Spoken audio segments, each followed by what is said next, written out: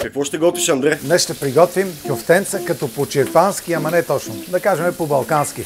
Ще направим един от основните сосове, който е доматения. Ще сложим малко зехтин. Ще запържим чесън, мащерка и дръжките от магнанос и повече босилек. Леко го сотираме.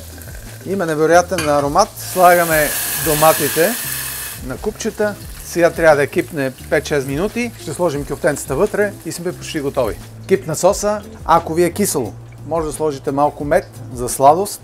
Аз сега ще добавя малко сол, малко пипер за вкус. Ще го разбъркаме. Ето така. Взимаме кюфтенцата и махаме мазнината. Връщаме обратно в тигана. И сега изсипваме нашия сос тук. Виждате как хубаво кипва. Слагам малко от босилека. И съм си направил ювка, грубо накълцана. Едно яйце, 100 грама брашно, 10 мл мазнина. После си го варите, слагам го тук вътре, кипва и аранжираме. Стопли се ювката, готови сме. Слагаме малко ювка на дъното. Кюфтенцата, разбира се, с повече с кюфтенца. Ето така. Аз много обичам кози кашкавал, но вие можете да го направите с нормален, какъвто искате.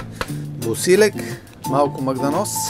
Забърсваме чинийката. Приготвихме кюфтетата. Дали са по-черпански, дали по-балкански, не знам, но това на мен така ми харесва. Пробвайте се, пожелавам ви успех!